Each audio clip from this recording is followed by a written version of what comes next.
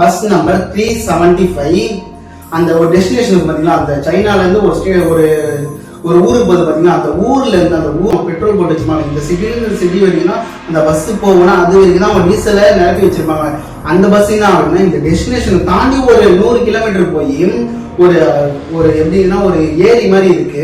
ஏரி மாதிரி ஒரு பெரிய ஏரி மாதிரி இருக்கு. பிரிட்ஜில இருந்து அந்த பஸ் தண்ணிக்குள்ள போய் வந்துட்டு இருக்கு. அந்த பஸ் ரொம்ப உள்ள போயிட்டு இருக்கு. அதுக்கப்புறம் நான் அந்த மேல அந்த இறங்கும் போது ஒரு மாதிரி ஸ்மெல்ல தான் வர பத்தி அதை வச்சுதான் இங்க ஒரு பஸ் இருக்குதுன்னு அவங்க கண்டுபிடிச்சிருக்காங்களே.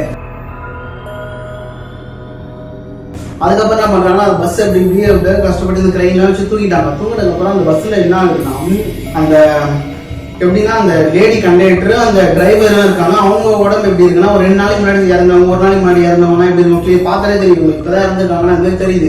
அவங்க பின்னாடி ஒரு 3 பேர் இறந்தாங்க பாத்தீங்களா. அந்த ஒரு 3 பேர் இந்த ட்ரெஸ் எல்லாம் கொஞ்சம் டிஃப்ரெண்டா ஓல்டு மாடல்ல கொண்டு வந்தாங்க. அவங்க எலும்பு கூடு மட்டும் தான் இருக்கு. அது எப்படி பார்த்தா அவங்க ரொம்ப வருஷத்துக்கு முன்னாடி இறந்தாங்க போல. அந்த மாதிரி எலும்பு கூடு மட்டும் தான் இருக்கு.